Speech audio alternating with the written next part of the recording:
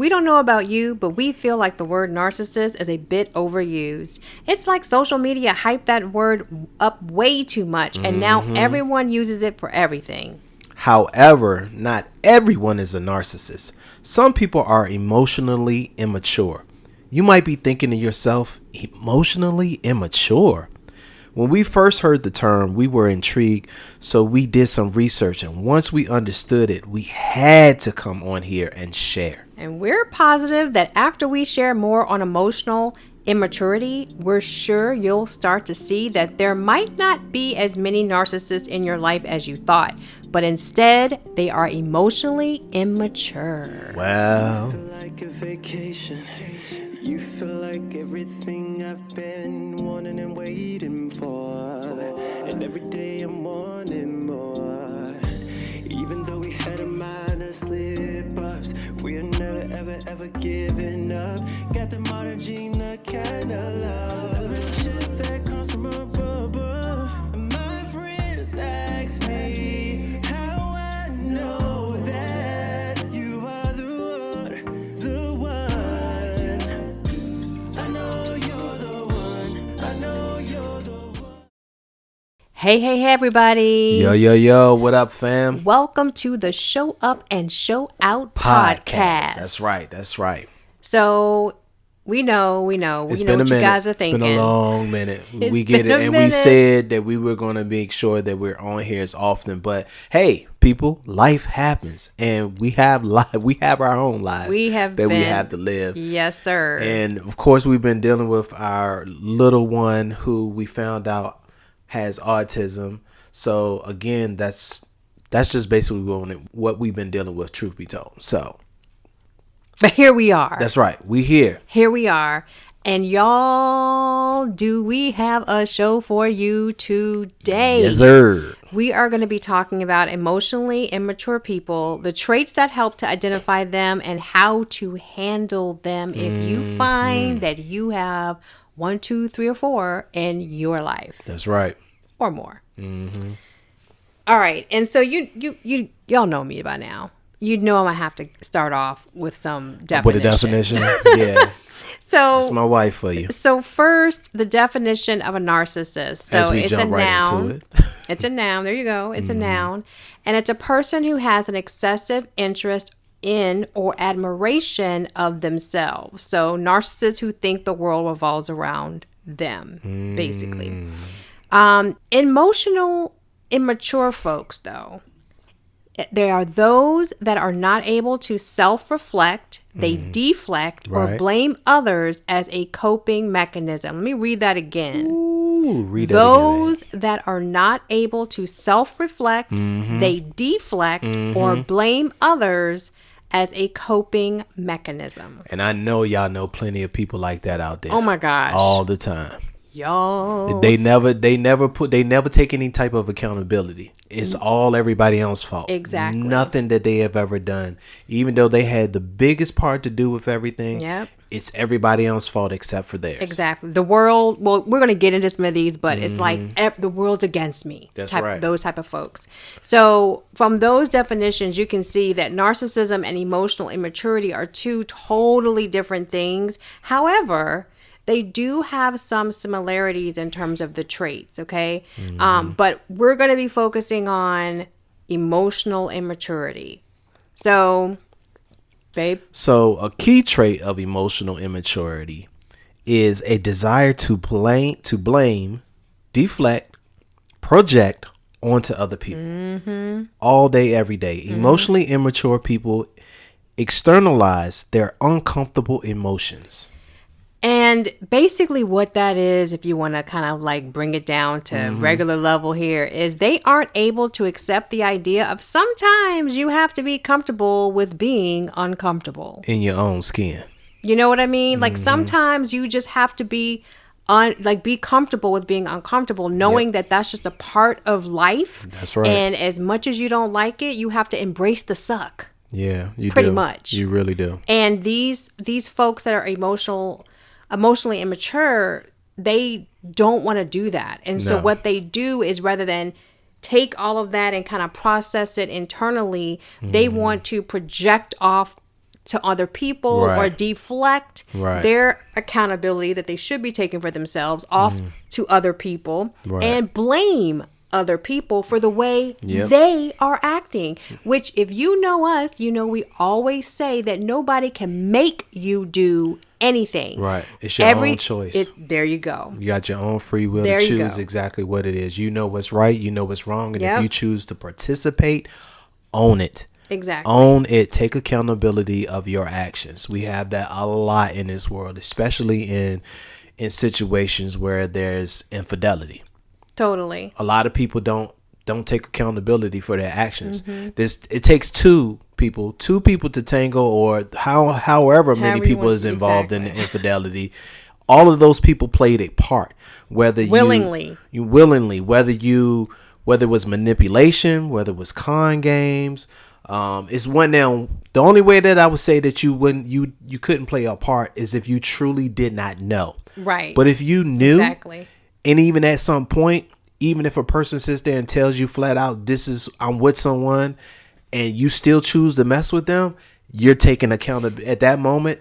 It's basically the ball is in your court. The ball is in your court. So everything that you get after that point, you are willingly signing up for that. That's right. And even when you say, like, if you get involved, because it does happen where people get involved with folks and they have no idea that they're married or with somebody else or in a relationship. And then they find out and then they're like, well, we're too far in now. No, you're not. No. You always have a choice. And even if we're not talking about infidelity, whatever it is, people that say, oh, well, so-and-so made me do, no one can make you do a dang thing. And I'm going to say something my mom always used to say to me. She's like, even if someone is pointing a gun to your head, you still have a choice. Now, your choice might be not to do what they say, and you might die. Right. But you always have a choice. Yep. So nobody can really take that from you unless they truly are taking it from you where they don't give you all the information, so you just don't know. Right. Like you said before. But anywho, that emotionally immaturity that sometimes people have, which I'm so glad we found what the word is or what it's called, because I think we all have some folks in our lives that do these things. That's and right. So I want to read to you guys what internalizing, or what that sounds like. So let me get to my notes. Hold on a second, y'all. Y'all know me. Love her to death. Y'all know me. I'm gonna have the notes now. I'm gonna have the notes. All right. So she'll get there, everybody. I'm getting there. I'm getting there. Hey, it's fine. Take your time. Ain't nobody rushing you. Externalizing. Did I say internalizing or did I say externalizing? Because it's externalizing. You might have been saying internal. Well, you said internalizing. Yeah. Externalizing, y'all. It's okay. What that sounds like is you're being so dramatic, or I did that because you made me, or I guess I'm just a horrible person. Why are you with me? Right. You're crazy. You've lost touch with reality. Sorry you're so sensitive, or learn to take a joke. And there's so many others that I could say, but those are some of them. And the one that on here that kind of like sticks out to me when we're talking about betrayal or infidelity that I've even heard some of our clients say is the whole, I did that because you made me. People, a lot of times when people are the betrayer and they go out and they have an affair, they turn around and they tell their partner, well, it's because you didn't give me enough attention, or it's because you were always with the kids, or it was because I don't know, you're not fixing dinner, you're not listening to me, you're not catering to me, you're not blah, blah, blah, blah, blah. Right. Y'all, that is not it. Not at all. Just because someone, even if everything you said is completely true, right? In your own mind, that still does not say that, okay, because that's happening, I'm going to now go outside of my marriage, outside of my relationship and do this. That's not it. But you will have people that literally will put it back on you like it's your issue. Like if you had never done ABC, I would have never done what I blah, did. blah, Yeah. blah. Yeah. Not cool. No type of accountability. None. Absolutely not. None. So yeah. And then too, like, emotionally immature people, they also master the art of deflection, which is moving the focus off of them and onto other people. Right. I mean, to the point that, heck, they still talking about things that happened like 2 and 3 years ago, gosh. when we're focused on what's at hand. Right. Yeah, it's even if when it's all out on the table, but they still got to focus on all the things you did to them. Mm-hmm. Again, it's a two-way street. Right. We did things to each other. Right. That's what the situation is. Exactly. The difference is I'm taking accountability of mine and you're not. Exactly. But you want to sit there and say all of the things I did to you put you in the situation that you in. No, that's not true. All the things you did to yourself is what put you in the situation that you're in. The same way that all of the things that I did to myself put me in the situation that I once was in. Exactly.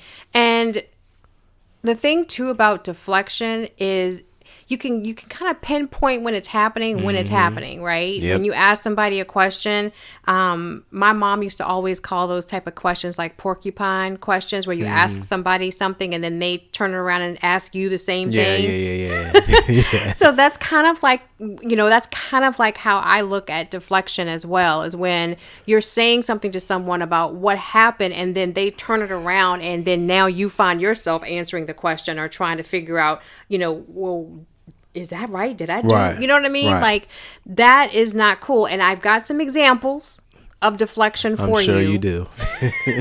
Go ahead. So deflection looks like dominating conversations, right, interrupting or cutting someone off, making passive aggressive comments. I can't stand those. getting defensive. Yes. Very defensive. Weaponizing the past, as you just said. Yes. Stonewalling, shutting down or ignoring the issues, saying something, then blocking a person or walking away to avoid conversation. That's so dirtball. Yeah. When people do that, when they just walk away or because they can't face it. End the conversation, hang up the phone, whatever it is, that's so nasty. But that's what they do. But that's what deflection is. And you're right. That's what they do to cut it off. And I feel like when people do that, it makes them feel like they're owning the conversation. Like, it makes them like kind of puffed up a little bit, like, yep, I told her, I told him. Right. And shuts you down. And it's not cool, because it's a form of disrespect, because you're taking a situation that should be talked about with two people or however many people are involved, and the person that's doing all the deflecting, they are literally making it, and they're saying everything they want to say and then walking away and not allowing you to say anything. What you need to say. That's exactly not cool. And again, it's a coping mechanism, because they are not ready to deal with their own emotions. They don't want to have to hear what you have to say. No, not at all. Because then they're going to have to actually deal with it.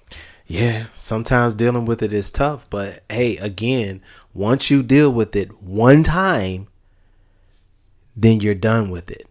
That's the part they don't understand. Hey, just deal with it, put it all out on the table and get through it. You played a part, own it. Yeah. We all have to own something that we have done wrong to either yourself or to someone else. We all had to experience that one time or another in our lives. So regardless of whatever the situation is, again, it's no point of you being emotionally immature about it. Own it. You know what I'm saying? Because again, once you start owning it, then that emotional immaturity moves off of you. Right. And then you can move forward with trying to make your life better than what it is, because you're moving past that. The longer you stay stuck in that rut, the longer you're going to continue to deal with it. Yep. Trust me, people, when you don't release and take accountability of your actions, who you think you hurt more? You think you hurting the person who owned up to their part? Nope. Or you hurting yourself because you won't take it? You're hurting yourself more.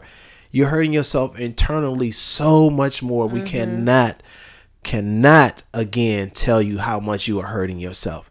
You're making your anger, and then what happens is when you don't release that, and say if with infidelity and you cheat or whatever, you lose that person, and then you carry that same emotional immaturity to the next relationship.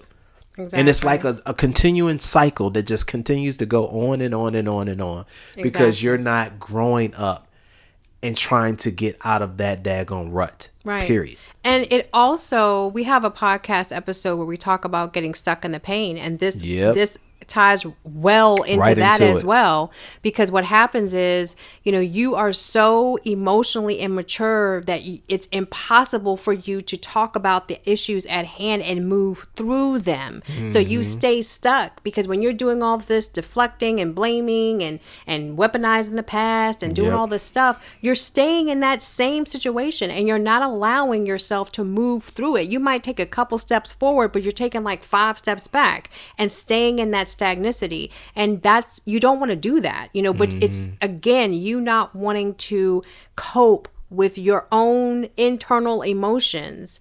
And so you then do all of this other stuff to try to cope with it better. And usually it's much easier for you to deal with a situation that's unpleasant by making yourself think it's all the other person. Right. It's all them. And I'm not doing anything wrong. Yeah. And that's how you're coping with it. But it's false. It's a falsehood that you're telling yourself. And that's why you cannot move forward and through the issue. Yeah. And again, you're only hurting yourself. You're not hurting no one else. You're hurting yourself. And of course, you're hurting the relationship overall. Exactly. Because you're not allowing you or the other person to move forward. Right. Or to heal in a proper way that you need to. Exactly. Within y'all's relationship. Because, again, any relationship takes both people, right? To give and take, to ebb and flow, to make things work. And if you have someone that literally is just stonewalling you and just staying stagnant, the other person's kind of like,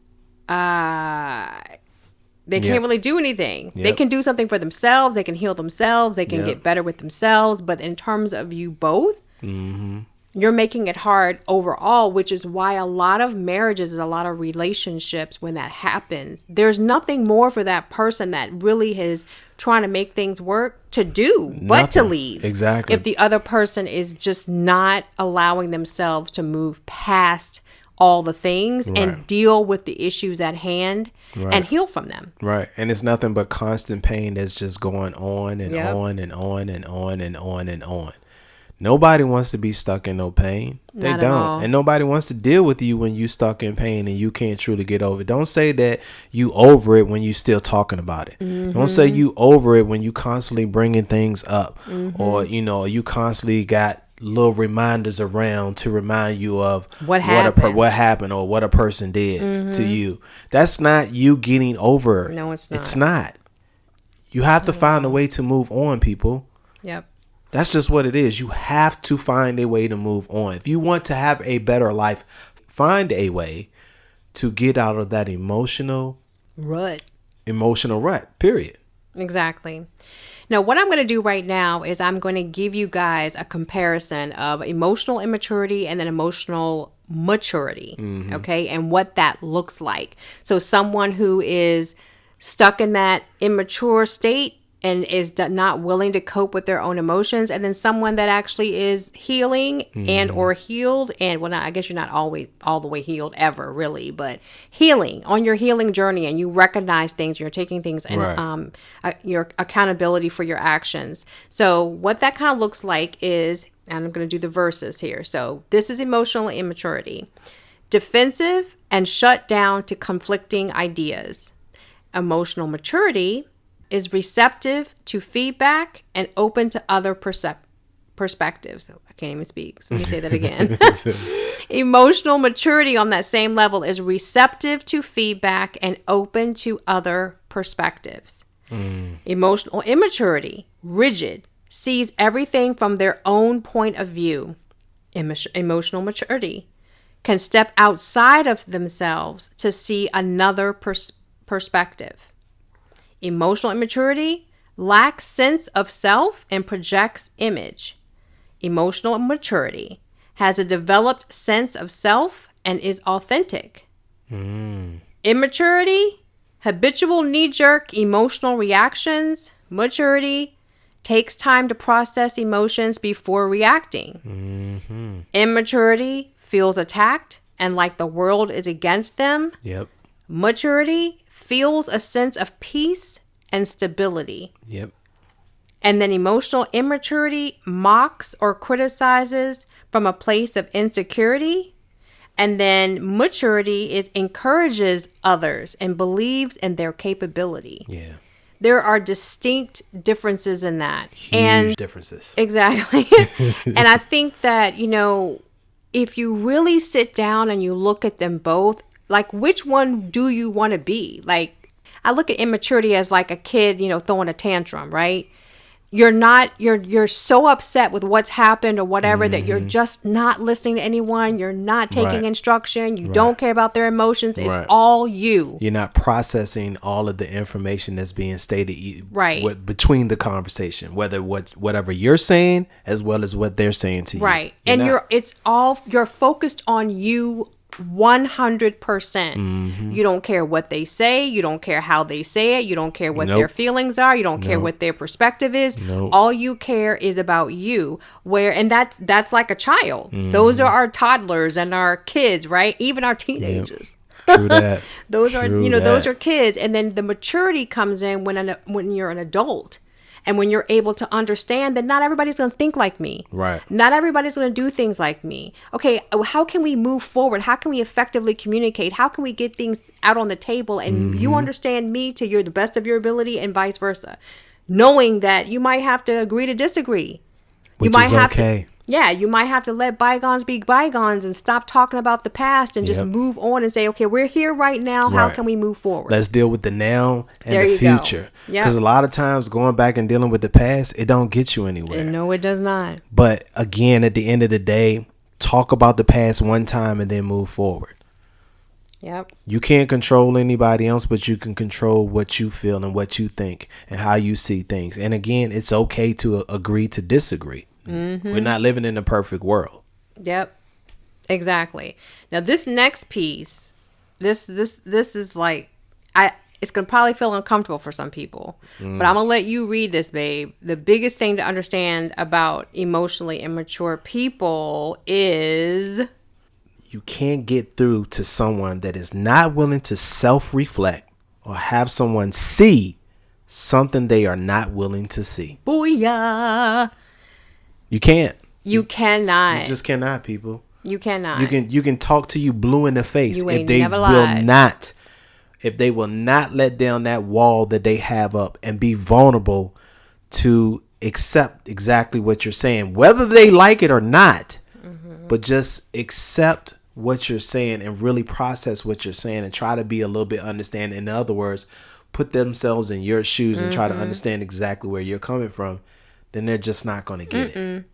Not at all. And you're wasting your time talking and your to breath them. You're wasting and your your energy. breath. And they're going to always carry on that anger towards you and this, that, and the third. And so, but again, just because they want to be that way, don't allow yourself to stop moving forward and progressing the way you need to. If that's what they want to do, then you just keep it moving and let them go ahead and continue to stay behind. Yep. Period. It's almost like you say, you can lead a horse to water, but you can't make them drink. Like, it's the same thing. Like, if they don't want to see, they're not going to see. Even if it's right in front of their face, they're just not going to. Sometimes it's because in order for them to do that, they're going to have to say that they were wrong on something or that they hurt someone or whatever. They're going to have to own up to something. And be accountable for something in order to see what you're saying. And some folks just... They don't do that. They don't do that. They're not able to do that. And let me throw a little twist in there. Because some people, they claim that they're past it. But they're not. Those are also emotionally immature people too. That's true. Because they can tell you all day long that, you know what? Yeah, I apologize. And yeah, you're right. And this and that. No. But yet, though, they still bring it up every time they get right, and that's your clue that what they said is not accurate. That they didn't mean anything they said. They're not sorry because they're still trying to attack you. They're still trying to bring you down. They're still trying to put the blame game on you or deflect. And again, they're still acting like nothing they ever did was wrong, and they're determined to get the story out about what you did, not about what both of you did, but about what you did, or they have a problem because you told your side of the story on what you see and it's not good enough in their eyes. Again, You can only tell your story based on how you live it. Exactly. You can't sit there and worry about their feelings and how they see it. Of course, it's two people that are entangled. So you both have, there's three sides to the story, like they always tell you. There's their side, your side, and the truth. Which I like to say God's eyes. Right. Whatever happened in the real. middle. So both have sides of the story. Is you're just telling what from your eyes, your point of view of what you see it.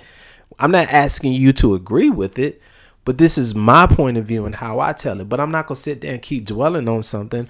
I'm going to move forward, because me dwelling on it doesn't get me anywhere. Nowhere in life. And if you're trying to mend your relationship, that's especially if you're trying to mend your relationship. If you're trying to mend your relationship, you can't mend it that way. No, you can't. You can't. And we see it a lot when we are mentoring couples. Sure one do. person just cannot Move forward. move past anything, and sometimes it's because they're just, the pain is so great and they keep thinking about all the things, right?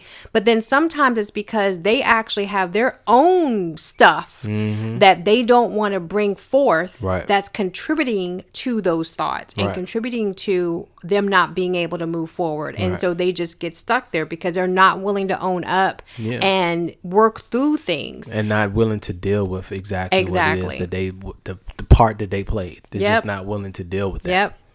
Exactly. So how do you deal with emotionally immature people? I'm sure you guys are all wondering. These answers might surprise you. And I'm going to let you go and give the first one, babe. What's the first one? You allow them to be committed to misunderstanding you. I'm going to say that again. Gosh, you allow them to be committed to misunderstanding you. They grip tightly to their own perception in extreme, rigid ways. Allow them. Do y'all hear that? Allow them. Let them do it. Because again, like we just said, you cannot make someone see something they're not willing to see. So if they're committed to standing on that, whatever it is that they think happened, or they think you did, or they think whatever is going on in their head, and you've already said 80 million times what the real deal was, and they still are not listening, they still have their own version that they really truly believe is right, let them. Let them. Because you can't fight a battle that, I mean, it's just no point in trying to fight something that's not worth fighting. Exactly. And I know for a lot of us, because I know for me, when I first read that, I was like I have a problem with people believing something about me, especially, but about anything really, that's not actually true. Yeah. You know what I mean? Like, it's really hard for me to let someone go on thinking the wrong thing about whatever. For me, it was more like when I finally started telling the truth, people wouldn't believe me. So that's how I felt it. Because now I'm actually telling the truth. But had I been telling the truth the whole time, I wouldn't be in that situation. Right. Exactly. But that's the first thing, is let them keep thinking whatever it is. If you've tried and they keep doing the same, okay, whatever. Something that my grandmother used to say, and I'm going to say this real quick because I think this is what she was probably trying to do herself, is when she would tell someone something over and over again and they would still say the same thing, she'd be like, whatever you say is fine, but I don't know what you said. Right. Like, that's just how she ended it. Like, stop talking to me. I'm gonna let you say whatever you want to say, but I don't know what you said because I'm tired of dealing with it. Exactly. And that was her way to move the frick on. Yeah. In other words, you can keep talking. Yep. But I ain't listening. Exactly. Right. Exactly. So the second thing is, don't try to be heard. It will only lead to your own frustration. Yes. If they consistently invalidate your perspective, that is their choice. Yeah, it truly is. Again, let it go. Yeah. Don't just, after you've said it and it's continuing the same thing, just be like my grandmother, whatever you said is fine. You can take a horse to the water, Yep. but you cannot make them drink. Exactly. Period. Yep. Exactly. Period. And the last one, babe? Accept their non-support. In other words, if they won't support you, fine. They don't have to support you. Just keep it moving. There if you someone go. shows you they are incapable of supporting you, find someone else to support you. Yep. Period. Also, this goes for like, you know how sometimes you have like family and friends that you always like, you yearn for them to support you. You really want them to like be in your Yep. corner and give you those accolades and give you that support, and they just aren't doing it. There comes a time when you have to just be like, you know what? They're incapable of doing this for me. They're just not going to. So let me go to people that can. Yep. And that's okay. Yep. That is okay. I remember when my dad was alive, like I wanted him to be this perfect dad in my mind, that I saw my girlfriends have the relationships with their fathers, and that just wasn't my dad. Yeah. That just wasn't him, and I did not get that until way later. But Same for me. right? But way later, it's like you still, just if they can just let it go. Yeah. Let it go. Let it go. Pray for them and keep it moving. Like Yep. you waste so much energy with people that just can't give you what you're looking for, and it's nothing but negative Yeah. energy, people. Negative energy, and nobody wants to deal with negative energy. You don't want to be around somebody who's always negative about something, or who can't just see things in the right perspective. Can't open their eyelids and really see exactly what's what. Like, we living in the real world, and there's just a lot of people who are blind to a lot of things. Oh wow, that's so true. Straight up, they're just blind to a lot of things, and no matter what you do, how you put it to them, you can draw a picture of it, you can talk to them till you blue in the face, reenact they that can tip. sit down and talk to a It's not gonna counselor. happen. They're just not going to get Yep. it. Their mind is stuck in that And or emotional, closed. right? In that emotionally Yep. immature, and Yeah. and to be honest, it's a problem. It Because is. it's a problem that they probably have been happening before they met you, while they're with you, and when they're not with you again. Yeah. Because again, until they sit down and truly deal with it and take the accountability of their own actions, and I mean every single thing, and not blame other people, that's just how they're going to be. Exactly. So I hope this has helped you guys. I know for me, after learning this, Yeah. I was able to point out a couple, Yeah. a few people Yeah, in my life True that. that I consider, well, wow, maybe they are emotionally Mm-hmm. immature. Like this really is what I'm dealing with. Yeah. And not that it's, it makes you feel like, oh, this is, this, and it just kind of enlightens you. Like, Yeah. you know that it's not going to change anything with them, knowing it, but it does change something with you. Right.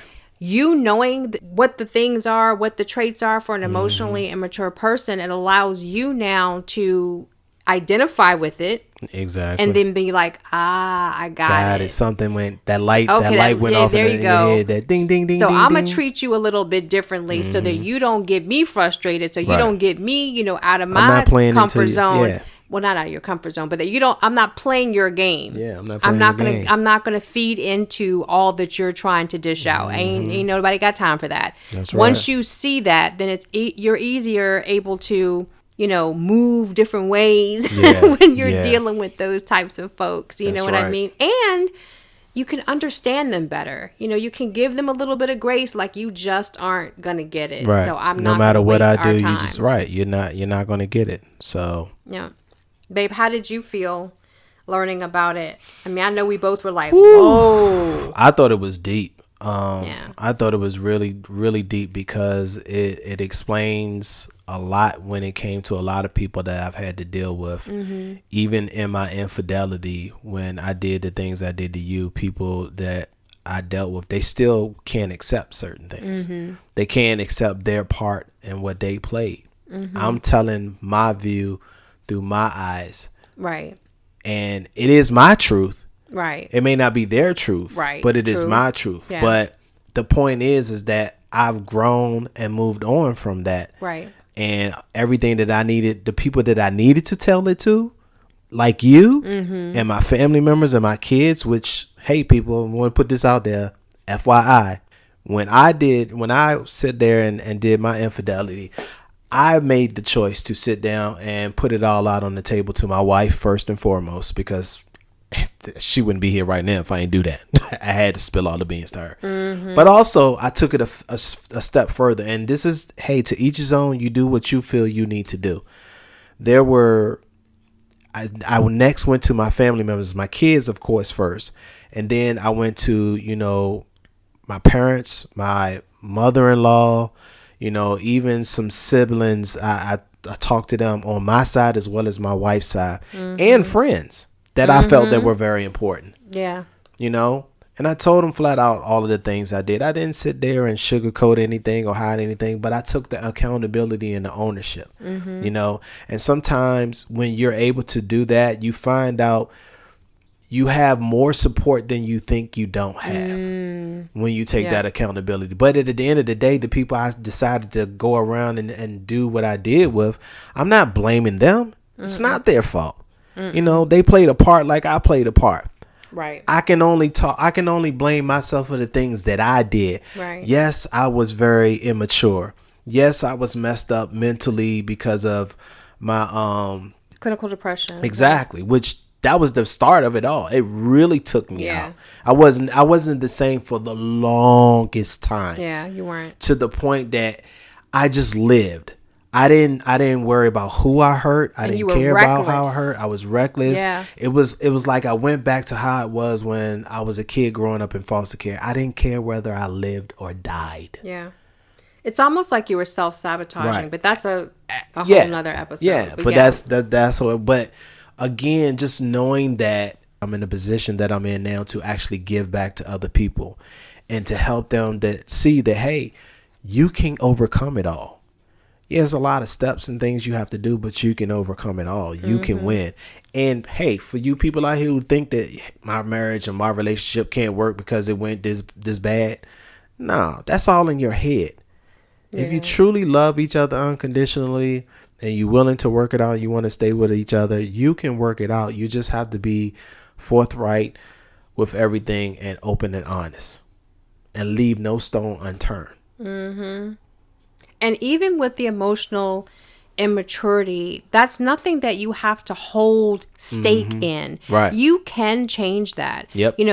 We tell our clients all the time when we see someone who's stuck and we didn't know what to put on, what term to put on it before, but now we do. But we would always say, you just need to heal. Yep. You just need to go back into your past, into your young adulthood, figure out where this came from. Why are you feeling this way? Why is it hard for you to move past this particular thing? Or why is it you feel you need attention, or you are, you feel like you're not worthy, or whatever it is. Or you feel like you're not being heard when you really are being heard. Right. You just have to go again. Right. You have to go back and figure out what are those wounds, those traumas that you're still holding on to that you need to heal. Yep. And healing truly does bring healing. Yes. I know it sounds crazy when I say that, but it doesn't sound crazy. It really does bring healing and bring does. peace to your life. And then you're not caught up in this emotional immaturity situation where you're deflecting and projecting and blaming people.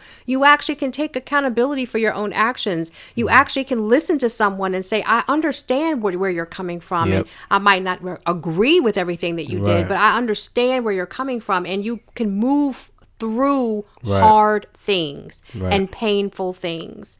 So it doesn't have to stay that you're like that or that the person is like that. They truly can move through that as well if they choose to heal. You just got to choose it in your own heart, mind, body, and soul. That's and do the necessary work. That's right. If you are a spiritual person, ask God to help you with it, and you truly, truly, truly can change. And emotional immature people, they are hurt. Again, so hurt people hurt people. And that's all they wanted to keep doing is hurting you. As long as they're stuck in the hurt, they want you to be stuck in the hurt. Yes.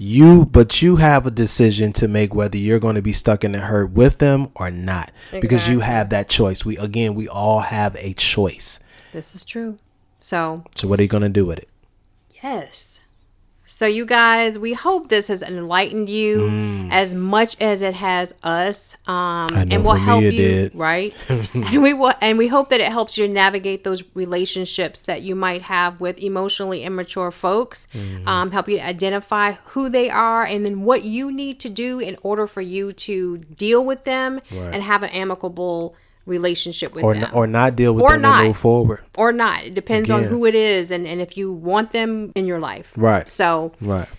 All right, you guys, until the next time, we ain't even gonna tell you when we're gonna come back on this tip because ain't nobody trying to I don't want to put it out there and we're not able to. But we truly do apologize that you haven't heard from us in a while, and we will do everything we can do to make sure that does not happen again, because we know that there are a lot of people who are listening to us and this information is important to them, and we want to be able to help people in life in general. Right. We're not just talking about married people. We're talking about people in relationships, period. It doesn't mean it could be two siblings that have a relationship, be cousins. It could be best friends.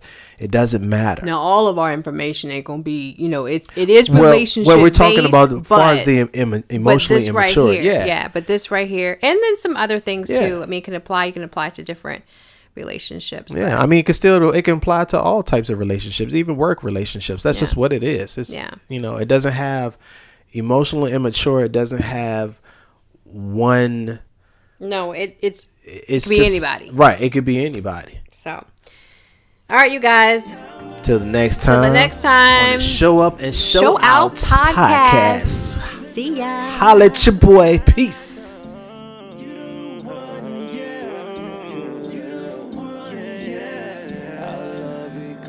Diamonds, they see us shining.